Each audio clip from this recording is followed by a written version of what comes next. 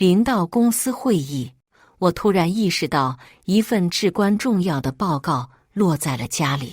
匆忙中，我拨打了婆婆的电话，然而铃声响了许久，都无人应答。无奈我只好急匆匆地赶回家。大家好，开始今天的分享之前，希望你能给人间烟火点个订阅，我将会分享更多优质的内容。离家门还有几步之遥，就听到家中的金毛犬豆豆发出连绵不绝的吠声。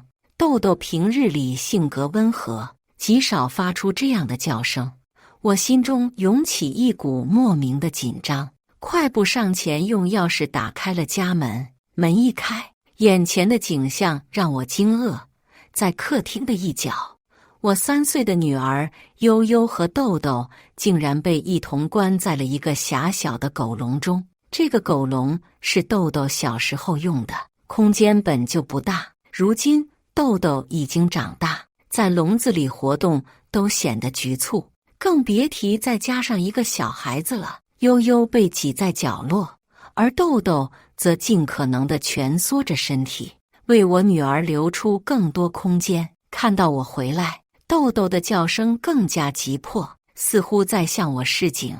悠悠，我心急如焚，冲向狗笼，想要将它们解救出来。但出乎我意料的是，那本应轻松打开的狗笼，此刻却被一把 U 型锁紧紧锁住，没有钥匙，根本无法打开。该死，锁匙到底在哪儿？妈妈！这时，悠悠在笼子里微弱地呼唤我，她的小脸异常发红。我透过笼子的缝隙摸了摸她的额头，烫得吓人，显然是发烧了。我心急如焚，泪水在眼眶里打转，但无论如何都打不开那个该死的笼子。听到悠悠呢喃着奶奶，我才突然意识到婆婆张红梅不在家。我立刻拨打她的电话，但一次又一次都是无人接听。情急之下，我打给了老公陈强，电话很快接通。喂，老婆，怎么了？我现在正在开会，稍后再聊好吗？开什么会？家里的 U 型锁钥匙在哪？快说！我几乎是吼了出来。老婆，你先别急。陈强被我的语气吓到了，我听到他走出了办公室，钥匙应该放在电视柜的抽屉里。到底发生什么事了？你怎么突然回家了？我妈呢？你妈把悠悠和豆豆关在狗笼里了。陈强，如果悠悠有个3长2短，我跟你妈没完。这不可能，我妈怎么会？我没等他说完，愤怒地挂断了电话。悠悠的体温冲到了39度，医生的警告像是一记重锤，让我意识到情况的严重性。你们这些做父母的到底在干什么？孩子烧得都快迷糊了，你们平时都不注意给孩子补水吗？这样下去，孩子的消化系统都要受到影响了。医生的话让我心头一震，我脱口而出，我们一直很小心。怎么会这样？话说了一半，我猛然停住。在悠悠3岁之前，都是我亲手带她，对她的饮食和健康习惯把控得十分严格，几乎没有出过什么差错。然而2个月前，当我决定重返职场时，我们请了个保姆。但当我婆婆听到保姆的薪水后，她坚决要求我们辞退保姆，赚点钱就飘飘然了，还请保姆带孩子这种小事，我来就行了。我本来是拒绝的，但在老公的劝说下，最终还是答应了。可是自从婆婆来了以后，悠悠就经常生病。我原以为是因为悠悠上了幼儿园，容易接触到其他孩子的病毒，所以才这样。直到这次高烧，我才意识到问题可能出在婆婆的带孩子方式上。看着悠悠紧皱的眉头，我心如刀绞，忍不住又发信息责备了老公陈强。这时，婆婆的电话终于来了，开口就是责怪我忘记关门。李雪，你怎么回事？回家就回家，门都不关，悠悠被你带走了吗？你带走了，要跟我说一声啊！害我以为家里进贼了，或者人贩子把孩子拐走了，我都快急死了。妈，如果你不想带悠悠，就直接告诉我，我又没逼你。一听到他的声音，我就感到怒火中烧，好不容易才压下骂人的冲动。我问你，你刚才去哪儿了？悠悠都发烧了，你怎么能把他和豆豆一起关在狗笼里？那个笼子那么小，早就不用了。我这不是想晚上超市打折去买点东西吗？悠悠想和豆豆一起睡，婆婆支支吾吾，半天也没说出个理由来，最后竟然哭了起来。你们两个每天都回来的那么晚，我一个人带孩子容易吗？我也是怕他乱跑出事才关他的，总不能真的绑着他吧？我怎么知道他不舒服？新闻上都说孩子一个人在家很危险，我这也是没办法。我上了一天班，已经筋疲力尽，又因为悠悠的事情担惊受怕，还被领导训斥了一顿，头都大了。我实在没耐心听他哭诉，直接挂了电话。好在悠悠的烧很快就退了，得到医生的允许后，我带着他回了家。然而刚走到家门口，就听到隔壁王婶和婆婆的争吵声。这么大把年纪了，孙女都上学了，你个老贱人还勾引男人，你要不要脸？你胡说什么呢？谁勾引你男人了？说的就是你。今天晚上和我男人跳了一晚上舞，跳高兴了是不？那狗男人5点钟吃了晚饭就奔你去了，真当我不知道呢？你们这对狗男女早晚遭报应。听到这里，我本来已经平静的情绪瞬间被点爆起来。原来婆婆根本就不是为了什么买打折菜，她是为了去跳广场舞才把悠悠关进狗笼的。大家伙快来看啊！张红梅，快半边身子入土的人，还舔着个老脸勾引我家老邢，都是当爷爷奶奶的人了，真是臭不要脸！王婶嗓门大，骂得又难听，已经有不少邻居凑过来看热闹。婆婆已然招架不住，她脸色憋得通红，忽然反手给了旁边的陈强一个响亮的巴掌。你是死人啊！你老娘被人骂成这样，你不晓得帮我打这个老贱货！陈强本就被他妈做的这事羞得脸青一阵白一阵，此刻莫名挨了一巴掌，脸色更差了。妈，你本来就做错了。王婶，她看看王婶，又看看婆婆，一时间都不知道怎么办才好。陈强，你不许插手，让王婶骂！我这话一出，众人的视线立时聚焦到我身上来。也是这时，陈强和婆婆才发现我已经回来。陈强如蒙大赦，赶忙上前把我怀里的悠悠抱进家，还试图牵我走。老婆快走，我们先回家。我没动，恨恨地瞪着婆婆。婆婆将视线在我和王婶之间转了一圈，脸上的心虚一闪而过。她骂不过王婶，理不直气也壮指着我鼻子骂起来：你放的什么狗屁？你是谁家人？你吃着我家饭，帮着外人吃里扒外的狗东西！我冷笑一声，我吃的是我自家饭，没吃你的。倒是你拿了我的钱，把我女儿关狗笼里，跑出去跳广场舞。王婶哪里骂错了？我当时请的保姆月工资才5000，婆婆来了以后，每个月问我们要6000，这还不包括平时的生活费。这都算了，我全当孝敬老人，只要悠悠好，我都无所谓。可我没想到，这6000块还不如喂狗。你孙女才3岁，发烧了，被你关到笼子里，你倒好，和一个有妇之夫卿卿我我跳大舞。闻言，在场的人都脸色一变，小声嘀咕起来：不是吧？为了跳个广场舞，把自己孙女关狗笼，真是做得出来。哎，悠悠也是可怜见的。前2天我还看这孩子7、8点还蹲在家门口，晚饭都没得吃，这么可爱又乖的小孩，真是造了孽，碰到这么个奶奶。看热闹的人你一言我一语地说起来，越听我越气。要不是今天闹这一遭，我当真是瞎了眼，还以为婆婆对悠悠挺好的。毕竟平时在我们面前，她一口一个乖孙叫着，像极了一个慈爱的奶奶。婆婆原本还想让儿子给自己撑腰，结果反倒被所有人指责，脸色难看的不行，就说不是个好东西吧。呸！一旁的王婶乐见其成，叉着腰得意的又骂了几句就走了。当事人一走，看热闹的人也纷纷散去。我走进家门，径直往婆婆住的房间走去，一边扔她的东西，一边和陈强说话。你明天就送她回去，我另外再请保姆照顾悠悠。陈强犹豫了一会才开口：老婆，会不会是误会啊？我妈说是悠悠自己爬进笼子里和豆豆一起玩的。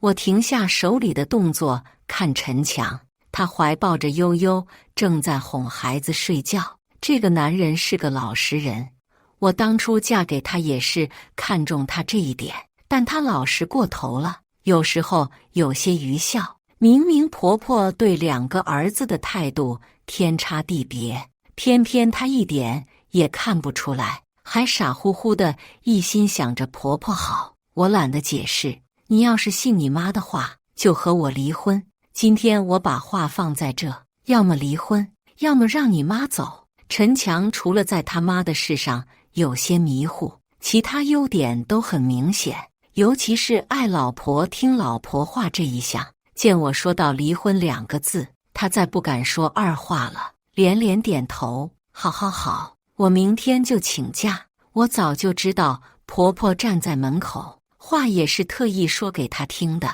但我还是低估了她的耍赖程度。谎言被我戳穿，面子也已经丢干净。她3步并作2步冲进房间，就想扇我。你个小贱人，想赶我走？没门！陈强是我生的，就该养着老娘，老娘就不走。这一巴掌终究还是落到了陈强身上，他不敢对他妈还手，也不能让他妈打我，只好把悠悠交给我自己拼命拦着。婆婆见打我不成，开始在地上撒泼。我真是苦命啊，好心好意来带孩子，你们一个个的都不把我当人看，连条狗都比我这个老婆子重要。我生这个儿子干什么？娶了媳妇忘了娘的狗东西，还不如生块叉烧呢。我看戏一般看着他，也不说话。他闹了一会，自觉没趣，又站起身来捶陈强：你个狼心狗肺的，老娘白生你养你一场了。陈强无奈：妈，你不想好好带悠悠，你就回家去吧，干啥这么糟践孩子？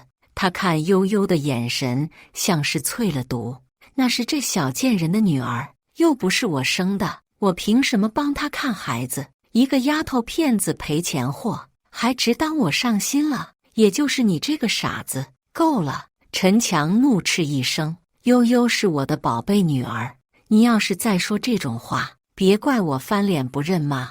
他头一次在他妈面前这么有声势，一时间倒真的喝住了这个老婆子。婆婆见来硬的不行，语气又软下来：儿子，好儿子，妈不想走，妈知道错了，妈以后肯定好好对悠悠，妈舍不得你啊。她哪里是舍不得陈强，恐怕是舍不得我们每月给的钱吧，毕竟小儿子那儿处处要他补贴。我怕陈强再心软，刚想说话，被他拦下。他黑着脸：妈，你要是明不走，我就把你在这里和别的男人贴脸跳广场舞的事情告诉我爸。提到我那个有些暴力倾向的公公，婆婆哆嗦2下，终于老实下来。第2天一早，陈强就把人送走了。婆婆刚回老家时候，还天天打电话骂我，被我如法炮制，用公公威胁过后，也不敢再闹。原以为一切开始往好的方面发展，刚平静了几天，老家那边就传来消息，公公出了严重车祸。等我们赶回去，连公公最后一面都没见着。丧事办完，陈强问了一嘴赔偿金的事，原本还哭天嚎地的婆婆立刻变了脸色，警惕起来。那钱是赔给我这个老婆子养老的，你们两个想都别想。她说着话，眼睛却是看向我，我朝天翻了一个白眼，压根不想理她。陈强面露尴尬，妈，我们没想要那钱，只是想问问肇事者有没有对这件事负责任。你放心好了，这钱我们不会要，只要你好好保管起来了就行。他说着，眼睛去向一旁还在和人打牌的弟弟陈哲。陈哲赌性大，你可不能把钱交给他。早在回老家路上，我就和陈强讨论了这事。一来，我们经济条件不算差，没必要贪公公这笔赔偿金；二来，婆婆偏心小儿子，想来就算分钱，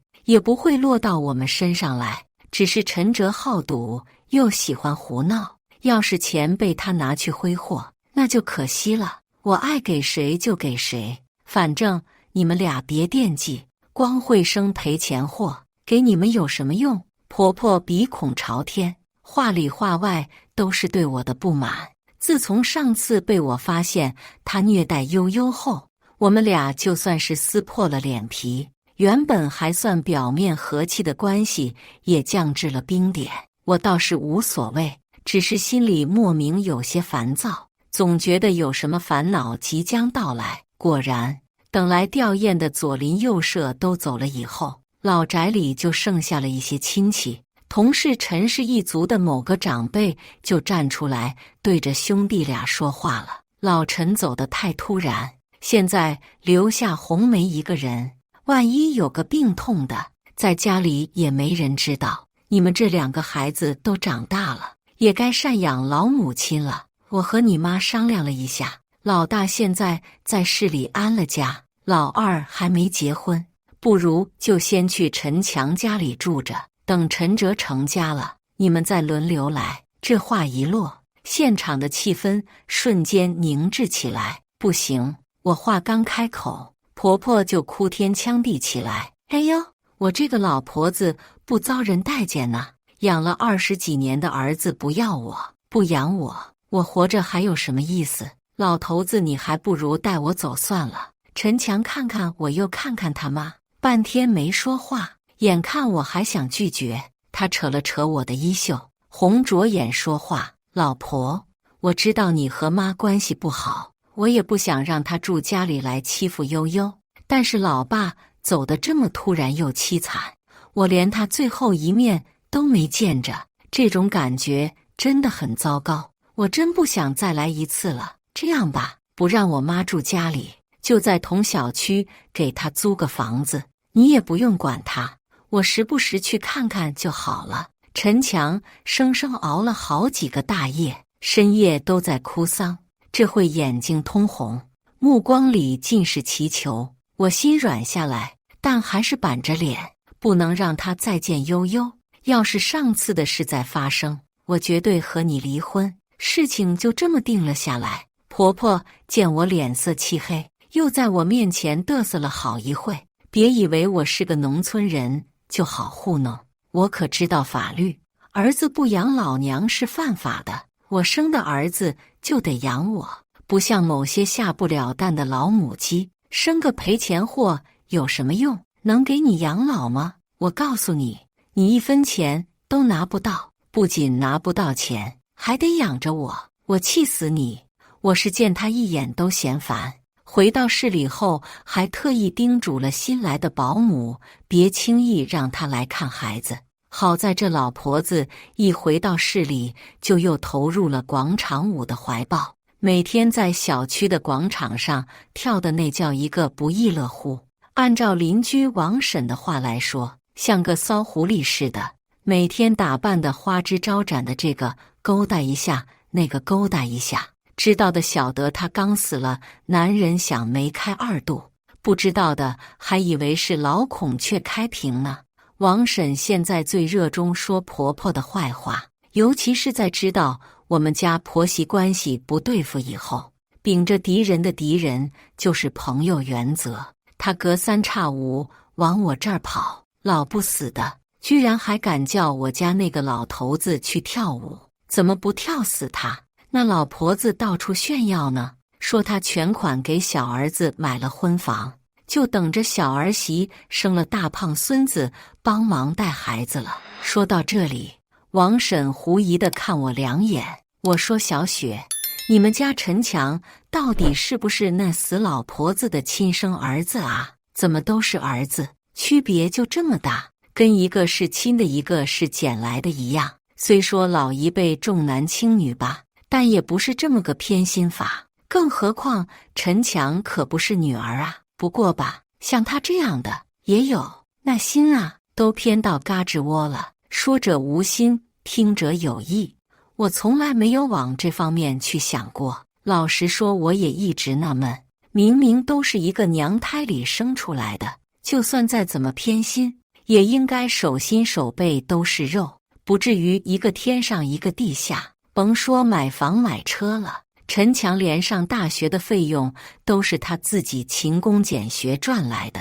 陈哲是既好吃懒做，又吃喝嫖赌，正常人谁不把希望寄托在优秀又孝顺的大儿子身上？难道某个念头在我脑子里一闪而过，我找了个机会把婆婆和老公的头发送去了亲子鉴定中心，只是还没等结果出来，麻烦就接踵而至。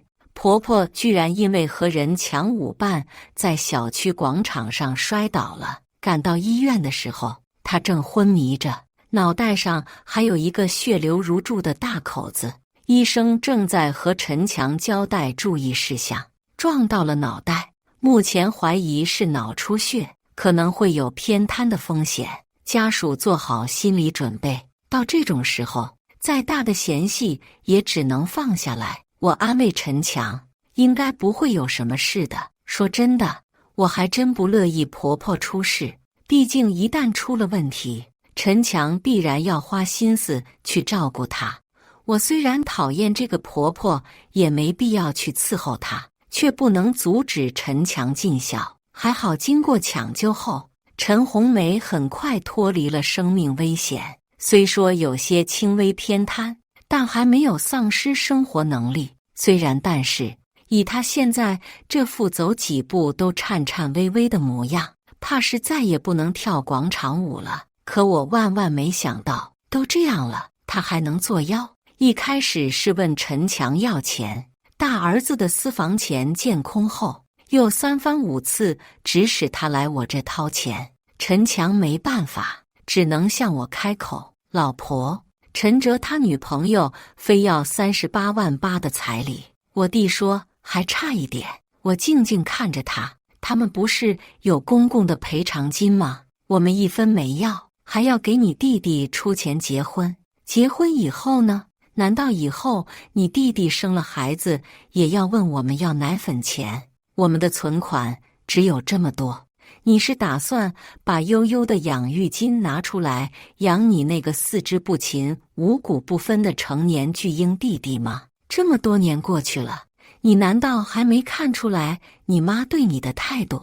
她究竟是把你当儿子，还是把你当提款机？好事我们一件也占不到，坏事全落我们头上。她对悠悠是什么样，对我又是什么样？你心里没数吗？就这样，你还要帮他们吗？哪怕是失去我和悠悠，我在等他一个回答。经过这段时间的闹腾，我已然有些心累。如果陈强执意要给他家那个不成器的弟弟和不要脸的抹布窟窿的话，那我和他的婚姻也就没必要继续下去了。陈强听了我的话，脸上不由得陷入了迷茫。他从小就被偏心对待，习惯了父母不爱自己，婆婆也一直以弟弟还小为借口教育他要让着弟弟。可是如今兄弟两个都长大了，这种偏心程度却愈发的见长。陈强沉默了好久，最后看了一眼熟睡的悠悠，仿佛是下定了某种决心一般，冲我笑了笑。老婆，我知道了，我不会再做不该做的事了。婚姻最重要的一件事就是夫妻需要同心。陈强能想清楚是好事，可我心里也清楚，以婆婆的性格，她绝对不会善罢甘休。果然，这天下午，我刚从亲子鉴定中心出来，就接到保姆阿姨的电话：“李小姐，悠悠不见了。”阿姨说话的声音都在抖。听说最近这附近有孩子失踪呢，不会是碰到人贩子了吧？我不是故意的。我想着晚10分钟没事，就顺路去买了个菜。等我到幼儿园，阿姨正在和园长拉扯：“你们老师连人都没看清，就让孩子走吗？别的小朋友都说是被他奶奶接走了。什么孩子奶奶？不是说了只有孩子爸妈和我来接才可以吗？可是那老人家之前一直来接悠悠小朋友的。”听到这，我哪里还有不明白的？婆婆这些天总想找我，都被我闭门不见。看来她是见不到我，干脆把主意打到了悠悠身上。我刚准备拿出手机来打电话，陈强的短信就过来了：“老婆，悠悠在我妈那儿。”等我跑回小区找到悠悠时，她正被同小区的一个熊孩子压在身下打，而婆婆却站在旁看热闹。我气疯了，上前一把拉过那小孩，狠狠摔到旁边。“你干什么呢？谁让你打我家悠悠的？”熊孩子被我的凶狠模样吓住，愣了一下，就哇的一声大哭起来，手指指着旁边的婆婆：“她奶奶让我揍的，说揍了就给糖吃。”呜！熊孩子一走，婆婆就凑上前来：“哎呦，不就是小孩子之间打打闹闹的吗？又不会出事。小雪啊，你不见我，总不能拦着我见我孙女吧？”其实婆婆也是有事求你，才想见你一面，可惜你敬酒不吃，要吃罚酒。不过我劝你啊，还是多考虑考虑孩子。你看今天我就把孩子抱走了，要是改天被个陌生人抱走，那是找都找不回来喽。他在威胁我。我不敢置信地抬头看向噙着得意笑容的张红梅，眼神里的恨意恨不得化成一把刀子刺向他。如果现在手里头有刀，保不准我真会杀了他。我咬紧了牙关，最终理智还是战胜了冲动。想到从亲子鉴定中心拿到的那张鉴定结果，心里就冷静了下来。这样的毒妇，杀了都算是便宜他了，必须要让他尝到自己种下的苦果，叫天不应，叫地不灵的时候才算惩罚。悠悠，我们走。屁！这次过后，我打电话把我妈叫到家里来，2个人24小时不间断一起看孩子。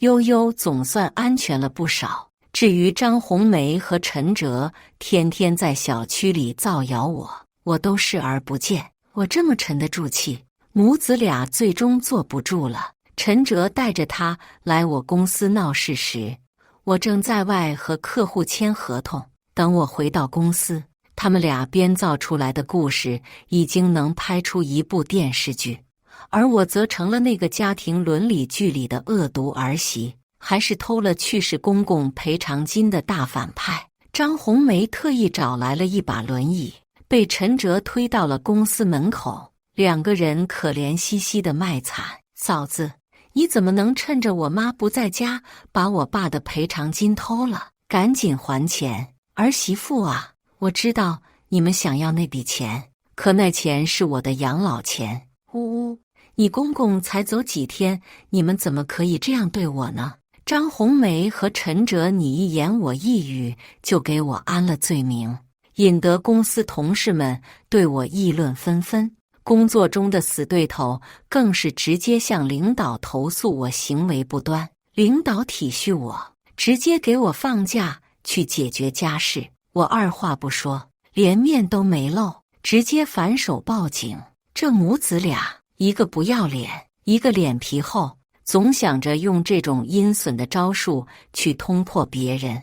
我先前对他们的忍让，都是建立在不想让陈强为难的基础上。现如今已经说开了，自然也就不用再忍着了。更何况他们已经把手伸到了悠悠头上，我怎么可能还吃那个哑巴亏？可他们不这样想，或许是觉得我一个女人，哪怕顾及着名声，也要妥协吧。所以他们没想到我会报警。等警察一来，先慌神的反倒是陈哲，大概是做贼心虚，见到制服叔叔，他连坐轮椅的婆婆都不顾了，一个箭步就往外跑。要说这世界上第六感最强的，除了女人，那就是警察。见到警察就跑的，不是犯人，就是正在犯罪过程中的人。很不巧，陈哲两种都占了，把他逮回警局后，还不用审问，这小子就自己151的招了。原来婆婆早就将公公的赔偿金悉数给了陈哲，不仅如此，为了让他安心结婚，还把多年来的积蓄也掏了出来，给他全款买房。骤然得到这么大一笔钱，本就爱好赌牌的陈哲心思活络了起来。要是这笔钱翻个倍，甚至好多倍的话，岂不是美哉？我早就料到他这个人不会安心过平凡生活，所以着意让人引导他去了一些黑色产业区域。赌桌上是不认人的，像他这样的完全是冤大头，尤其是在那种灰色地带。自从他踏进去以后，短短1个星期的时间，陈哲就把婆婆的棺材本输了个精光，还把赔偿金也赔了进去。至于那个全款买的房子，不过是陈哲租来哄婆婆的。他不甘心，还想拿钱翻本，于是借了高利贷，甚至自己开设了赌场。只是这个赌场刚开起来没多久，就被人家大鱼和小鱼吃了个干净。于是乎，陈哲不仅没回本，还背了一屁股债，高利贷逼得紧，他只能找了个要结婚的借口，逼着张红梅来我和陈强手里要钱。最终，陈哲因为聚众赌博被警方行政拘留，而婆婆在得知所有的钱全都被输了的消息后，直接晕了过去。等她再次醒来，已经是严重偏瘫了。你赶紧去救你弟弟，你卖房也要救他出来。我到医院时，张红梅正在冲陈强发火，她随手抓起一个苹果砸到陈强的脑袋上。你要是不去救你弟弟，我就再也不认你这个儿子了。你也别叫我妈，我没你这种畜生儿子。妈，陈哲那是犯法，他犯罪了，你知道吗？我不管什么法不法的，那是我儿子，是你亲弟弟。说着，他还想打人。我立即将陈强拉到身后，朝张红梅冷笑道：那是你亲儿子没错，是不是陈强的亲弟弟可就难说了。闻言，张红梅的脸色瞬间变得苍白。你这个贱人，你又想胡说些什么？我将那张亲子鉴定报告结果和这些日子调查出来的事情真相摆到了陈强面前。老公，你看看吧。他看完后，眼里的神色从震惊到平静只花了几分钟的时间。难怪你们一直都不喜欢我，难怪我爸会骂我是野种。陈强咬着牙，将那张报告扔到了张红梅脸上。所以这就是为什么我永远都吃不到鸡蛋，弟弟却可以无限吃。这就是为什么我要5块钱书本费都会被你打骂，而陈哲却可以随意花钱买零食的原因，是吗？我只是你生不出孩子时候拐回来的孩子。等陈哲一出生，我这个拐来的孩子就变成多余的。我痛苦了那么多年，我一直以为是自己做的还不够好，所以你们才不爱我。陈强痛哭出声，头一次对张红梅露出了恨意。我不仅不会去救陈哲，而且还会把他这些年的所作所为全部告诉警方。我要让他把牢底坐穿。至于你拐卖人口，是要判刑的。不，你就是我儿子。张红梅的下半身已经完全瘫痪，她只能挥舞着手，拼命试图抓住陈强的衣袖，然而很快被陈强甩开，连带着那张亲子鉴定报告也甩落一地。张红梅的脸惨白如雪，她抓起那几张纸撕了个稀碎，苦苦求和：小强，妈妈错了，妈妈真的知道错了，妈妈是爱你的，你亲生父母已经死了，他们早就死绝了，我才是你妈，你不能不管我，你不能送我去监狱，我这么大把年纪了，现在还瘫了，你怎么忍心啊？好，不救陈哲，他去受受教育也好，但是你不能不管我呀，我是你妈，你小时候病了，我还淋雨抱着你去打针呢，你都忘了吗？陈强惨淡一笑，我原本可以不生病，是你要我大冬天穿了一件薄衣给陈哲洗衣服才病的。如果我在自己亲生父母家里，或许一辈子都不用生病。张红梅疯狂摇头，不是这样的，你那亲生父母就是一对早死鬼，他们死得早，要不是我，你早就成孤儿了，滚开，嘴巴放干净些。见陈强无动于衷，甚至还有想要打他的冲动，张红梅立即收回手，又把目光转向我，她急得用手做脚爬向我，从病床上摔下也不顾了，眼泪鼻涕一把流，脑袋不停地磕在冰冷的地板上。小雪，好儿媳，你帮帮妈，你劝劝小强，妈都这样了，你们不能见死不救啊。悠悠很喜欢我的，我喂她吃什么都吃。她说过，奶奶是世界上最好的奶奶。妈知道错以后一定对悠悠好。我笑得眼泪都出来了。我又不是你生的，我凭什么管你？我指了指陈强，他也不是你生的，是你拐来的，他也不用管你。我凑近他，声音轻轻，你就等着你在病床上腐烂恶臭，断子绝孙吧。这一刻，几个月前由张红梅向我发射而来的子弹终于正中她的眉心，她哀嚎着，痛哭着，像一条狗一样趴在地上苦苦哀求，却只能眼睁睁地看着我和陈强离开。从此她再也不用担心有人阻挡她去跳广场舞了。不过陈强并不打算就这么放过她，他曾经做过的事必须要付出代价。第二天，我和陈强就把他虐待悠悠和关孩子狗笼里的事向警察报备了。很快，警察就上门将张红梅带走调查。我和陈强商量了一下，决定给陈哲一次机会，只要他能还清所有的债务，并保证不再赌钱，我们可以既往不咎。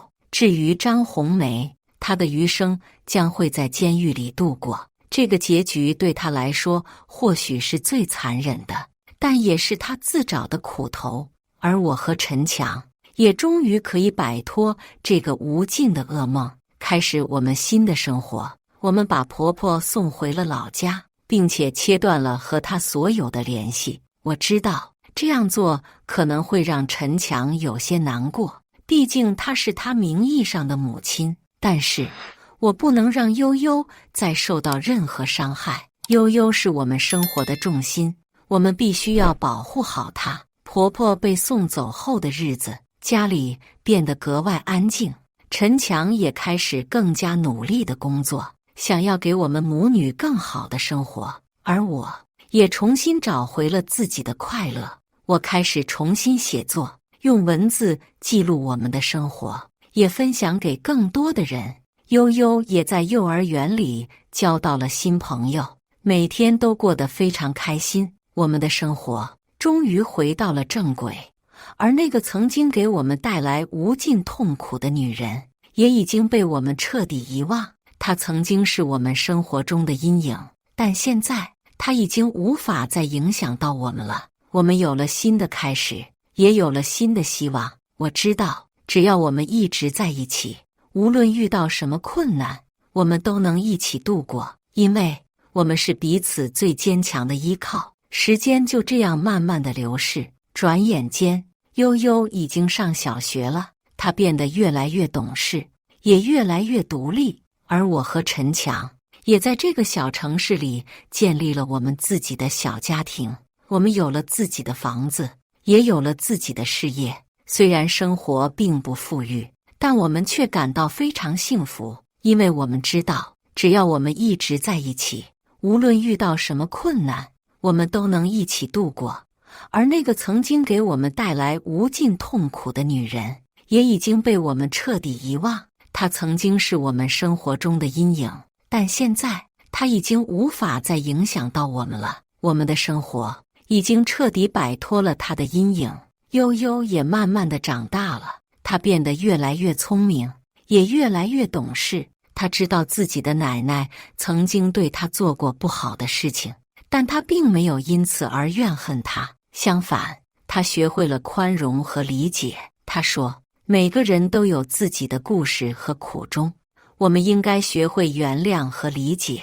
听到悠悠这样说，我感到非常欣慰。我知道她已经成长为一个善良、宽容、有爱心的人，这一切都离不开我们对她的教育和引导，而我们也在这个过程中不断的成长和进步。我们学会了如何面对困难，如何坚持自己的信念，如何珍惜眼前人。这些经历让我们变得更加坚强和勇敢。如今，我们已经走过了那段艰难的时光，迎来了新的生活。我们感恩过去的一切经历，因为它们让我们变得更加成熟和坚强。我们也期待未来的生活，相信只要我们一直在一起，无论遇到什么困难，我们都能一起度过。而那个曾经给我们带来无尽痛苦的女人，也已经被我们彻底遗忘。她曾经是我们生活中的阴影，但现在她已经无法再影响到我们了。我们的生活已经彻底摆脱了她的阴影，我们将会一直幸福地生活下去，直到永远。以上就是今天分享的故事。大家有什么想说的、想吐槽的，欢迎在下方评论交流。也更希望能给人间烟火点个订阅，我将会分享更多优质的故事内容。